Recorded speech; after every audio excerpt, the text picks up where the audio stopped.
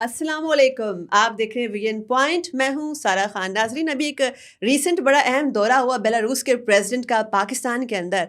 उनकी एक स्पीच का एक्सर्प्ट मैं आपके सामने कोट करना चाह रही हूँ, जिसमें उन्होंने कहा कि जिस तरह जियोपॉलिटिकल चेंजेस दुनिया भर में हो रही हैं, clear cut lines great power politics के अंदर ड्रा हो चुकी हैं, उसके अंदर जो अक़वाम यूनाइटेड फ्रंट अख्तियार करेंगी, सर्वाइवल उन्हीं का मुमकिन है। अच्छा, ये स्टेटमेंट उनका उस मौके के ऊपर आया जब पाकिस्तान में इस्लामाबाद का कैपिटल का डी चौक एक मैदान जंग का मंजर पेश कर रहा था। एक मुसल्ला जत्था जो बड़ा एक वायलेंट किस्म का, अनरूली किस्म का एक मॉब था, वो जो है कैपिटल को उसे यरगमाल बनाया हुआ था। पूरी की पूरा मुल्क एक स्टैंड स्टिल के ऊपर था और एक बड़ी ख़तरनाक किस्म की धमकियाँ दी जा रही थी कि शायद रेड जोन को भी ब्रीच किया जाएगा। आपके साथ जो बेलारूस के डेलीगेशन के अंदर बड़े बड़े इन्वेस्टर आए हुए थे, वो सवालात पूछ रहे थे कि ये किस किस्म का शोर है, ये क्या कुछ यहाँ पे इस मुल्क में हो रहा है। यानी कि आपने एक तो इंटरनेशनल इन्वेस्टर को भी ये मैसेज दे दिया। तो अब ये सवाल यहाँ पे ये पैदा होता है, that's a $1 million question for every Pakistani, कि ये सिचुएशन जो है, ये जत्था एक पाकिस्तान में आता है, कैपिटल में आता है, ये कमाल बना लेता है, पूरा मुल्क बंद हो जाता है। ये तमाम चीज़ें जो हैं ये कब तक चलती रहेंगी? पूरी दुनिया के अंदर जो खेलों के अंदर है, किसी भी मैदान के अंदर हार जीत होती रहती है। हमारी सियासत जो है कंप्लीट एक वही वाला मंजर पेश कर रही है कि यहाँ पे सिर्फ जो है तजाद होंगे, सिर्फ जो है एक दूसरे को शिकस्त देनी है। हमने बैठ कर मुल्क के लिए, रियासत के लिए कुछ नहीं सोचना। शख्सियात रियासत से बहुत आगे निकल चुकी हैं, रियासत बहुत पीछे रह चुकी है। इन तमाम चीज़ों के ऊपर गुफ्तगू करने के लिए मेरे साथ मौजूद है एक बहुत ही जहाँ दीदा सियासतदान तारिक फजल चौधरी साहब। उनसे पूछते हैं और जानते हैं कि हमारे जो सियासी मंजरनामा है वो क्या हमारे मुल्क को मुस्तकबिल में मुआशी फुटिंग के ऊपर स्टेबल होने देगा। अस्सलाम वालेकुम, क्या हाल चाल है आपका, कैसे हैं आप? जी वालेकुम सलाम, मैं बिल्कुल ठीक हूँ जी, और बहुत शुक्रिया आज आपने प्रोग्राम में दावत दी। और हमारे स्टूडियो में आप पहली बार आए हैं और हमारे लिए एक ऑनर की बात है। और आपसे आज हम बहुत सारी बातें हमारी ऑडियंस की एजुकेशन के लिए भी, और बहुत सारी जो मिथ्स क्लियर हो जाती हैं सोशल मीडिया के ऊपर, अफवाहों का एक बाज़ार गर्म हो जाता है, नफ़रत की सियासत बेची जाती है। हमने उस सारी चीज़ों को, बीइंग अ जर्नलिस्ट हमारी भी जिम्मेदारी है कि हम उसको डीबंक करें। सबसे पहली बात जो मैं आपसे पूछना चाहूँगी कि जो हमारी जो सियासत है उसमें नफ़रत का बयानिया, झूठ का बयानिया और ये इंतशार का बयानिया, ये क्यों जीत रहा है? इसकी क्या वजह है? देखिए, ये जो सियासत जिसका आप जिक्र कर रही हैं, ये किसी भी मुआशरे के लिए कोई पॉजिटिविटी की निशानी नहीं होती, ना कोई तरक्की की निशानी होती है। और पाकिस्तान में इस वक्त सियासत के अंदर जो डिवाइड है, नफ़रत है, इंतशार है, और एक दूसरे के वजूद को बर्दाश्त नहीं करना, एक दूसरे के नज़रियात को बर्दाश्त नहीं करना, मैं कहता हूँ कि सबका इसमें कसूर होगा। लेकिन सबसे ज़्यादा कसूर इसमें पाकिस्तान तहरीक इंसाफ का है, उसकी क़यादत का है, क्योंकि उन्होंने 2014 से लेके आज तक तकरीबन 10 साल हो चुके हैं, सिवाय दूसरी जो क़यादत है किसी भी सियासी जमात की, उसे गालियाँ देने के, उनका नाम बिगाड़ने के और उनके ऊपर बेसरोपा इल्ज़ामात लगाने के, उन्होंने और इस मुल्क को और इस सिस्टम को कुछ भी नहीं दिया। और जब ये चीज़ जो है टॉप लीडरशिप से आती है, उसके बाद आपकी गली मोहल्ले की कारकुनों की सतह तक ये उसी तरह नफ़रत का बयानिया जो है ये ट्रांसलेट होता है। अच्छा, इसका मुझे किसी भी सियासी जमात से मुझे इख्तलाफ हो सकता है, लेकिन पाकिस्तान की सियासत में हमेशा मैं कहता हूँ कि बड़ी एक वज़ादारी थी, हयादारी थी, एक दूसरे के वजूद को, एक दूसरे के नज़रियात को बर्दाश्त करने की एक जो है वो पॉलिटिक्स थी। लेकिन इस वक्त तो आपको जो है वो, और ख़ास तौर पे जो इमरान खान साहब ने ये अपना माशाल्लाह दिया विजन के, जनाब दूसरी जमात का कोई बंदा क्या ही मिले उसको पकड़ लो, बाजार में मिले पकड़ लो। वो मनाजिर आप देखें बिल्कुल कि दूसरी जमातों के लोगों के ऊपर होटलों में अटैक होते हैं, मार्केटों में अटैक अच्छा, होते ये हैं। जो इंटरनेशनल पाकिस्तान से बाहर अगर हमारे को लीडरशिप जाती चौक है, चौराहों के ऊपर हरासमेंट और हैकल, ये सारा जो कल्चर है ये बड़ा डेंजरस कल्चर है। पाकिस्तान की शनाख्त के ऊपर एक बहुत बड़ा धब्बा लगने जा रहा है। अगर रीसेंट इवेंट्स की बात की जाए पाकिस्तान के अंदर, हम देखते हैं कि कैपिटल के बासी और पूरे मुल्क के बासी बड़े परेशान हैं कि बार बार मुल्क जो है पीरियडिकली एक स्टैंड स्टिल के ऊपर आ जाता है, फिर हर चीज़ बंद हो जाती है। कोई एक ऐसी बेयकीनी और एक अनसर्टेनिटी होती है कि पता नहीं अब क्या होगा, रियासत किस जानिब जाएगी। ये जो मुसल्ला जत्थे, इसकी जो सियासत हो रही है, इसमें वायलेंट होते हैं, अनरूली मॉब्स होते हैं, कैपिटल की जानिब मार्च करते हैं, धमकियां लगाते हैं, कारोबार रुक जाता है, दुकानें बंद हो जाती हैं, तालीमी इदारे बंद हो जाते हैं। ये सिलसिला कब तक चलना है? ये सिलसिला इंशाल्लाह रुकेगा। इस दफ़ा इस मुसल्ला जत्थे को जिस तरह ये बात समझाई गई कि इस तरह ये मामलात नहीं चलते, और उन्हें बहुत शर्मिंदगी का सामना करना पड़ा अपने कारकुनों के सामने, अपनी पार्टी के सामने, جس طرح وہ یہاں سے دوڑے ہیں اور بھاگے ہیں. ان کے میں لیڈرز کی بات کر رہا ہوں جو یہاں پہ موجود تھے. اب اپنی اس شرمندگی کو چھپانے کے لیے جو پروپیگنڈا وہ کر رہے ہیں وہ تو اب بے نقاب ہو چکا ہے کہ یہاں پہ کوئی ہلاکتیں نہیں ہوئیں, یہاں پہ کسی طرح کا کوئی میسیکر نہیں ہوا. لیکن آپ نے بڑا صحیح لفظ استعمال کیا کہ مسلح جتھے, اور وہ لفظ آپ اس لیے میں اس کی تائید کرتا ہوں کہ جو پولیٹیکل پارٹی کا ایک کلچر ہوتا ہے وہ بالکل ڈفرینٹ ہوتا ہے. پولیٹیکل ورکر جو ہوتے ہیں ان کے احتجاج کا طریقہ بالکل ڈفرینٹ ہوتا ہے. یہاں پہ آپ دیکھیں کہ جو ان کی سو کالڈ منزل مقصود تھی ڈی چوک, وہاں تک پہنچتے پہنچتے وہ 3 رینجرز کے جوان اور 2 پولیس اہلکار شہید کر چکے ہوتے ہیں. تو یہ پولیٹیکل پارٹی کا کوئی ورکر کسی بھی جماعت کا ہو, میں ایون تحریک انصاف کو بھی کہوں گا کم از کم اس طرح کا وائلنٹ جو ہے ورکر نہیں ہوگا. لیکن جس طرح انہوں نے تربیت اپنے لوگوں کی اب کر دی ہے اور جس طرح اس دفعہ وہ آئے, یہ بھی میں وضاحت کر دوں کہ یہ کال جو 24 نومبر کی تھی یہ پاکستان تحریک انصاف کی بری طرح ناکام ہوئی ہے, اور تینوں صوبوں نے اسے ریجیکٹ کیا ہے انکلوڈنگ پنجاب. کوئی وہاں سے موومنٹ نہیں ہوئی, کوئی وہاں سے قافلے نہیں نکلے. اور بعض لوگ کہتے ہیں جی اچھا جی وہ بندش تھی. بھائی بندش کے باوجود کے پی سے جو لوگ آئے ہیں, ظاہر ہے وہاں پہ بھی راستے میں بندش تھی, لیکن وہ جتنے بھی پہنچے اس نمبر گیم میں. اچھا یہاں پر سوال یہ اٹھ رہا ہے کہ لیکن میں اس کو ذرا مکمل کر لوں کہ یہ کال جو ہے یہ تحریک انصاف کی کال نہیں رہی تھی, وہ ناکام ہو گئی تھی. یہ ایک صوبے کا وزیر اعلیٰ اپنے سرکاری مشینری کو اور اپنے سرکاری وسائل کو استعمال کرتا ہوا اسلام آباد کے اوپر لشکر کشی کر رہا تھا. یہ اس سے زیادہ کچھ بھی نہیں تھا. اور اچھا علی امین گنڈا پور کے سامنے کے بارے میں اب چونکہ کہا جاتا ہے کہ 2 کشتیوں کے وہ سوار ہیں اور بڑی ڈبل گیم بھی کر رہے ہیں, اپنی پارٹی کے ساتھ بھی وہ بڑی جو ہے بددیانتی شاید کر رہے ہیں, یہ تو ان کا نیریٹو ہے, ان سے پوچھا جائے گا.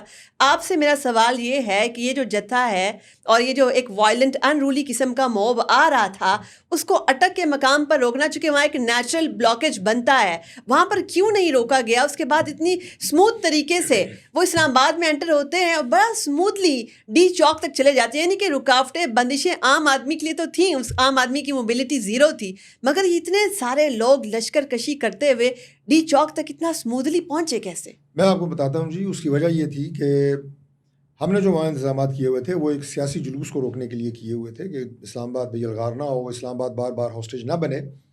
لیکن ان لوگوں کے پاس جب میں سرکاری وسائل کی بات کر رہا ہوں وہ موجود تھے, جس میں ویپنز بھی تھے, اور اس کے ساتھ ساتھ جو ہے وہ آنسو گیس پھینکنے والی جو ہے وہ گنز ان کے پاس تھیں, جو ہمیشہ گورنمنٹ کے پاس ہوتی ہیں, صوبائی حکومتوں کے پاس بھی ہوتی ہیں, مرکزی حکومت کے پاس بھی ہوتی ہے. وہ ان کا استعمال بھی کر رہے تھے. اب اگر وہاں پہ انہیں یوز آف فورس کیا جاتا تو وہاں پہ بالکل چانس تھا اس بات کا کہ وہاں پہ انسانی جانیں ضائع ہوں. اس لیے حکومت نے مظاہرہ کیا صبر کا, تحمل کا, اور انہیں آگے آنے دیا. اور یہ بھی ایک اسٹریٹجی تھی کہ وہ جب ڈی چوک آئیں گے تھکے ہوئے ہوں گے, 2-3 دن سے وہ چل رہے ہیں, یہاں زیادہ دیر وہ بیٹھ نہیں سکیں گے. اور وہی ہوا جس وقت یہ آپریشن جس کو کہا جاتا ہے, یہ کوئی وائلنٹ آپریشن نہیں تھا. یہ آپ دیکھیں کہ وہاں پہ لوگ رہ ہی بہت تھوڑے گئے تھے, کچھ راستے میں تھن آؤٹ ہو گئے. جو یہاں پہ آئے مارکیٹس بند تھیں, ان کے لیے یہاں تحریک انصاف نے کسی طرح کا کوئی بندوبست نہ کھانے پینے کا, نہ پانی تک نہیں تھا, مارکیٹس بھی بند تھیں. تو لہٰذا وہ آگے پیچھے وہ لوگ تتر بتر ہوئے اپنے لیے کمرے ڈھونڈ رہا تھا. اچھا اب یہاں پر آپ سے وہاں پہ جب آپریشن ہوا تو وہاں پہ بہت لمیٹڈ تعداد جو ہے وہ لوگوں کی. اسی کوشچن کی کچھ متس کلیریفائی کرتے ہیں. جیسے international media B B C جو ہے اس کی رپورٹ اور اس کی تحقیقات بہت زیادہ سرکولیٹ کر رہی ہیں, اس وقت کوٹ کی جا رہی ہیں. گارجین کی رپورٹس بہت زیادہ کوٹ کی جا رہی ہیں. مائیکل کوگل مین جو ساؤتھ ایشیا کے افیئرس کے اوپر بڑی مہارت رکھتے ہیں, انہوں نے بھی ایسے بہت سارے سوالات اٹھائے ہیں کہ شاید ہسپتالوں کو دھمکایا جا رہا ہے اور ہسپتال چھپا رہے ہیں. کچھ ڈاکٹرز کو کوٹ کیا جا رہا ہے, جس پر ہمارے جو ہے وفاقی وزیر وزراء کہہ رہے ہیں کہ ڈاکٹرز کی ایفیلیشن پولیٹیکل ایفیلیشن کی وجہ سے. تو آپ نہیں سمجھتے جیسے کہ وکلا برادری کی طرف سے بھی ایک ڈیمانڈ سامنے آ رہی ہے کہ ایک جوڈیشل کمیشن بنا دیا جائے اور ہر چیز کو کلیئر کر دیا جائے؟ آپ لوگوں کی جانب سے انفارمیشن کی کلیئرٹی ویسے نہیں آ رہی. دیکھیے بات یہ ہے کہ 2 چیزیں بڑی واضح ہیں. پہلی بات یہ ہے کہ جو پروپیگنڈا وہ کر رہے ہیں جناب کہ یہاں پہ کوئی ہلاکتیں ہوئی ہیں, وہ ظاہر ہے وہ لوگ اس مظاہرے میں شریک تھے جنہیں وہ کہہ رہے ہیں کہ جناب گولیاں ماری گئیں اور اس کو وہ ہلاک ہوئے ہیں. تو اگر ان کی بات کو سچ مانا جائے تو وہ لوگ اس مظاہرے میں ہی شریک تھے نا. گولیاں لگیں تو انہی کے بیچ میں گرے, انہی کے بیچ میں زخمی ہوئے. اس طرح کی کوئی ایک بھی فوٹیج موجود نہیں ہے. یہ جتنی تصویریں آپ کو سوشل میڈیا پہ نظر آ رہی ہیں یہ ساری کی ساری مختلف جگہ کی تصویریں. میں دیکھ رہا تھا کہ ایک تصویر جو ہے ایک نامعلوم شخص کی تھی جو کراچی میں آج سے ہفتہ پہلے سوشل میڈیا پہ آئی تھی. ایک ڈیڈ باڈی تھی کہ جو ایکسیڈنٹ میں ہلاک ہوئی، شناخت نہیں ہو رہی، وہ بھی انہوں نے اس میں ڈالی ہوئی. اس کے علاوہ غزہ کی تصاویریں ہیں، یعنی ظلم کی حد ہے کہ وہاں پہ جنریٹڈ بھی ہیں جی وہ اینیمیٹڈ. اچھا اس کے علاوہ میں دیکھ رہا تھا ایک ان کی لیڈر ہیں، انہوں نے انڈیا میں جب وہ ورلڈ کپ جیت کے آیا تو جو سیلیبریشنز ہوئی تھیں ان کی تصویریں لگائی ہوں کہ یہ ہمارا مارچ ہے. یعنی کوئی حد ہوتی ہے جھوٹ بولنے کی. اور یہاں پہ جو اسپتالوں کی آپ نے بات کی ہے، دیکھیں جو پیمز ہاسپٹل ہے، میں ایز منسٹر ان اسپتالوں کو ہیڈ کرتا رہا ہوں، مجھے ایک بات کا پتہ ہے، 4000 ملازمین ہیں پیمز کے. تو کیا 4000 ملازمین کو گورنمنٹ نے زپ کر دیا ہے؟ یہ پاسبل ہے؟ ظاہر ہے 4000 ملازمین کی ہر ایک کی پولیٹیکل افیلیشن الگ الگ ہوگی. تو وہاں پہ کوئی وارڈ بوائے، کوئی ڈاکٹر، کوئی نرس، کوئی صفائی کرنے والا، کوئی ایک بھی وہاں پہ ویڈیو بنا کے نہیں کسی کو دکھا سکا. انٹرنیشنل میڈیا جھوٹ ہے. کسی طرح کی کوئی یہاں پہ کوئی ہلاکتیں نہیں ہوئی. میں بالکل سختی سے اس بات کو ڈینائی کرتا ہوں، اور میں کسی بھی جگہ کے اوپر بالکل اس فورم کے اوپر بات کرنے کے لیے تیار ہوں، کسی بھی فورم کے اوپر، کہ یہاں پہ کوئی لاشیں نہیں گرائی گئی. اب یہ کیا کیوں رہے ہیں پاکستان تحریک انصاف، یہ پروپیگنڈا کیوں کر رہی ہے؟ دوسرا سوال ہے، وہ اس لیے کر رہے ہیں کہ اب انہیں اپنے کارکنوں کے سامنے خفت کا اور شرمندگی کا سامنا ہے اپنی کمزور پالیسیز کی وجہ سے، جس کی وجہ سے انہیں پسپائی اٹھانی پڑی. آپریشن ہونے سے پہلے علی امین گنڈا پور اور بشرا بی بی جو ہیں وہ روانہ ہو چکے تھے مانسیرا کے لیے. تو اس کے بعد ان کے جانے کے بعد ویسے ہی افراتفری پھیل گئی. وہ ویڈیو موجود ہے کہ جو علی امین گنڈا پور جو ہیں وہ ان کے اوپر بھی اٹیک ہو گیا، ویڈیو موجود ہے نا. بالکل ان کی گاڑی کے آگے لوگ کھڑے ہیں، اس گاڑی کو، چلتی گاڑی کو روکنے کے لیے. پتہ نہیں وہ بیچارے کو نیچے آئے ہیں یا نہیں آئے، کچھ لے گئے ہیں کیا. وہ ویڈیو میں نے خود دیکھی ہے، وہ موجود ہے. لاشیں گرنے کی ویڈیو نہیں ہے. یہ پاسبل ہے. ہر شخص کے ہاتھ میں یہ فون کی شکل میں کیمرہ موجود ہے. اور آپ کہتے ہیں ہمارے 20,000 بندے تھے، 25,000 بندے تھے، ان میں سے کسی نے تصویر نہیں بنائی. اچھا یہ فون کی شکل میں چونکہ کیمرہ سب کے پاس ہے، ایک فوٹیج بہت وائرل ہوئی ہے اور اس کی بہت زیادہ بیک لیش بھی آئی ہے، بڑے برے آپٹکس آئے ہیں، جس میں آپ نے دیکھا ہوگا کہ کنٹینر کے اوپر سے جو ہے ایک تحریک انصاف کے سپورٹر کو وہاں سے نیچے پھینکا گیا.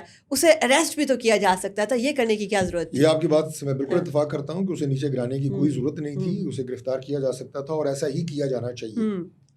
لیکن میں تحریک انصاف کے کارکنوں کو اس سے ہٹ کے ایک بات کہوں گا کہ جس جگہ کے اوپر یہ پہنچنے کی کوشش کر رہے تھے، وہ کنٹینر جس کی فوٹیج آپ بات بتا رہے ہیں، اس سے چند 100 میٹر، کلومیٹر نہیں، چند 100 میٹر کے فاصلے کے اوپر آپ کے بیلاروس کے صدر جو ہیں وہ وہاں پہ موجود تھے اور ان کا پورا ڈیلیگیشن موجود تھا. یعنی ایک انتہائی حساس کیفیت تھی نا. اسی لیے ہم نے کوشش کی کہ ڈی چوک تک وہ نہ پہنچیں. میں پورے جلوس کی بات کر رہا ہوں. اور انہیں ایکسپریس چوک نہیں بلکہ جو ہمارا یہاں پہ کلثوم پلازا والا چوک ہے، یہیں تک ان کو ہم کریں. آپ نے بات کی بیلاروس کے پریزیڈنٹ کی. جب بھی پاکستان کے اندر کوئی ایسا امپورٹنٹ ایونٹ ہوتا ہے، جیسے ایسیو کانفرنس ہوئی، چائنیز پریزیڈنٹ کا وزٹ تھا، اس کے بعد آپ نے یہ بھی دیکھا کہ یہ والا مارچ جو ہے ایک ایسے موقع کے اوپر آیا جب ایک بڑا اہم ترین دورہ بھی تھا غیر ملکی. آپ کیا سمجھتے ہیں دنیا کے اندر اس وقت جیو پولیٹیکل ٹیکٹونک شفٹس ہو رہی ہیں، کلیئر لائنس ڈرا ہو گئی ہیں گریٹ پاورز کے درمیان. آپ کو پاکستان کے اندر پولیٹیکل انسٹیبلٹی کے اندر انٹرنیشنل اینگل نظر آتا ہے؟ 100% نظر آتا ہے، 100%. اب میں اس کی ایک مثال آپ کو دیتا ہوں. کل میں نے دیکھا کہ ایک ویڈیو جو ہمارا ایمبیسی ہے پاکستان کی واشنگٹن ڈی سی میں، امریکہ میں، اس ایمبیسی کے سامنے ایک ٹرک کھڑا کیا گیا ہے جس کے چاروں طرف سکرینز لگی ہوئی ہیں. وہی جھوٹا پروپیگنڈا. میں آپ سے ویڈیو شیئر کر سکتا ہوں، آپ اپنے ناظرین کو دکھائیں. سب جعلی تصویریں، غزہ کی تصویریں، اور وہ دیکھ کے آپ کو پتہ لگ جاتا ہے کہ یہ ساری جعلی تصویریں ہیں. اور یہ کہا جا رہا ہے جناب کہ اسٹیبلشمنٹ نے اور گورنمنٹ نے اور آرمی نے وہاں پہ جناب سینکڑوں بندے مار دیے ہیں. آج خود جو مجھے بھی پتہ چلا ہے، انہوں نے کلیم کیا کہ ہمارے 16 لوگ جو ہیں وہ ہلاک ہوئے ہیں. اس میں پی ٹی آئی نے یہ کہا ہے. یعنی 200، 250، کوئی 270، 2000 فگر بھی آیا بیچ میں جی. اور اب 16 انہوں نے خود کلیم کیے ہیں. تو یہ آپ کا 90% جھوٹ تو یہیں سے پکڑا گیا آپ کا. اور 10% جو 16 کہہ رہی ہیں یہ بھی نہیں ہے. میں بڑے دعوے سے آپ کو کہہ رہا ہوں. اب یہ جو میں نے آپ کو بتایا نا کہ امریکہ میں بھی اس طرح کی چیزیں پھیل رہی ہیں، یہ سب پیڈ ہے. یہ پاکستان کی ترقی کے خلاف جو قوتیں لگی ہوئی ہیں نا پوری دنیا میں، یہ لوگ ان کے ہاتھوں میں کھیل رہے ہیں. میں نہیں کہہ رہا یہ غدار ہے، ملک دشمن ہے، میں ٹرم پہ نہیں چاہوں گا، لیکن بعض اوقات آپ وہ کام کر رہے ہوتے ہیں کہ جس سے ملک کو نقصان ہو رہا ہوتا ہے اور فائدہ ملک کے دشمنوں کو ہو رہا ہوتا ہے، اور آپ ان کے اعلیٰ کار بنے ہوتے ہیں. خود آپ کو بھی پتہ کہ مجھے جو ہے وہ کھلایا جا رہا ہے. پرائم منسٹر شہباز شریف پرائم منسٹر کو کوٹ کروں گی میں. جو پاکستان کی اس ریجن میں پوزیشن ہے، اس میں کیا انسٹیبلٹی، تقسیم، ٹکراؤ، جلاؤ، گھراؤ، یہ پاکستان برداشت کر سکتا ہے؟ نہیں کر سکتا. ہمیں تو یہاں پر اسٹیبل ملک کی ضرورت ہے اور اس کے لیے اسٹیبلٹی کی جانب قدم رکھنے کے لیے کی ضرورت ہے. یہ اس طرح کی جو لیڈرشپ ان کی ہے ٹک ٹاکر لیڈرشپ اور جناب ڈرامے بازیاں کرنا اور جناب بس گالیاں دینا دوسروں کو. اور مولانا صاحب کے بارے میں مثال دیتا ہوں, کل کیا کہہ رہے تھے, کیا لفظ استعمال کر رہے تھے, آج کیا کہہ رہے ہیں, ہر لیڈرشپ کے نام بگاڑنے, نقلیں اتارنی. تو یہ مطلب کوئی بات نہیں ہے نا, اس طرح ملک نہیں چلا کرتے. اور اگین میں آپ کو دوبارہ یہ کہوں گا کہ وہ تمام بیرونی طاقتیں جو پاکستان کی ترقی کے خلاف ہیں وہ سرگرم عمل ہیں کہ وہ ایسی فورسز کو پاکستان میں یہاں یا پاکستان سے باہر وہ ان کو آہستہ آہستہ کسی بھی حوالے سے یعنی ان کی مدد کرتے ہیں تاکہ پاکستان میں انسٹیبلٹی جو ہے وہ پیدا ہو. پرائم منسٹر شہباز شریف نے اس انسٹیبلٹی کو ختم کرنے کا عندیہ دیتے ہوئے یہ کہا تھا اگر 9 مئی کے ملزمان کی اکاؤنٹیبلٹی ہو جاتی, ان کا احتساب اس طرح ہو جاتا تو آج دوبارہ یہ سچویشن نہ بنتی. 9 مئی کا احتساب جو ملزمان ہیں اس کا کس نے کرنا ہے؟ آپ لوگوں نے تو لیگل ریفارمز بھی کی ہیں. اس میں سپریم کورٹ نے جو ملٹری کورٹس تھیں اس حوالے سے بھی وہ فیصلہ سسپینڈ ہوا ہے اور کچھ لوگوں کو سزا ہوئی ہے ابھی. باقی بھی کیس انڈر ٹرائل ہیں, لیکن میں اس بات سے بالکل اتفاق کرتا ہوں کہ اس میں جلدی ہونی چاہیے تھی اور کسی بھی بے گناہ کو سزا نہیں ہونی چاہیے تھی. اس میں نہ ہوگی انشاءاللہ. لیکن جو لوگ انوالو ہیں 9 مئی کی آپ نے بات کی ہے وہ انتہائی قابل مذمت دن تھا پاکستان میں, جو پاکستان تحریک انصاف نے ہماری عسکری اداروں کی انسٹالیشنز پہ اور شہداء کی یادگاروں پہ حملے کیے. اس حوالے سے میں یہ کہوں گا کہ جو نوجوان اس میں بھی ملوث تھے, میں اس کا ذمہ دار بھی عمران خان کو اور ان کی لیڈرشپ کو سمجھتا ہوں, جنہوں نے گمراہ کر کے ان نوجوانوں کا مستقبل تباہ کیا, جنہوں نے انہیں یہ کہا کہ جناب جب عمران خان اریسٹ ہوگا آپ GHQ کے سامنے حملہ کریں, GHQ پہ حملہ کریں. یا عمران خان یہاں تک تو خود بھی مانتے ہیں کہ میں نے کہا جی کہ GHQ کے باہر مظاہرہ کریں. اب اگر میں آپ کے اسٹوڈیو کے باہر کہوں 500 اپنے ورکرز کو کہ مظاہرہ کریں ان کے خلاف, تو پھر ان کو اندر آنے سے کون روک سکتا ہے؟ حملہ کرنے سے, توڑ پھوڑ کرنے سے کون روک سکتا ہے؟ تو ان نوجوانوں کا مستقبل بھی تباہ کیا ہے پاکستان تحریک انصاف نے. اور یہ ہمارے یوتھ کے لیے بھی ایک سول سرچنگ کا مقام ہے کہ وہ دیکھیے ان کی پرائیورٹیز کیا ہونی چاہیے. گورننس ہونی چاہیے, سیلف ڈلیوری ہونی چاہیے, سروس ڈلیوری ہونی چاہیے, ایجوکیشن ہونی چاہیے, ڈیجیٹل اکانومی ہونی چاہیے, یا توڑ پھوڑ, جلاؤ گھراؤ, نفرت, انتشار اور سب سے خطرناک ترین عنصر لسانیت. ہم نے جیسے دیکھا ہے کہ ہمارے معزز مہمان نے بھی بات بڑی خوبصورتی سے پوائنٹ آؤٹ کی کہ یوتھ کو کس طریقے سے گمراہ کیا جا رہا ہے. دس از دا بیٹل آف نیریٹیوز. بیانیہ کون سا جیت رہا ہے؟ بیانیہ وہ جیت رہا ہے جس میں زیادہ فیبریکیشن ہے, جس میں کانسپریسی تھیوریز بہت زیادہ ہیں. اور بینگ اے جرنلسٹ ہماری بھی یہ ذمہ داری بنتی ہے ان متس کو ہم کلیریفائی کریں. جو ڈیجیٹل پلیٹ فارمز ہیں ان کو ہم یوٹیلائز کرتے ہوئے ہماری یوتھ کو سچائی, حقائق, فیکٹ چیکنگ کی جانب لگایا جائے. ڈیٹا بیس جرنلزم جو دیٹس ویری امپورٹنٹ ہے ان تمام چیزوں کو پرکھنے کے لیے.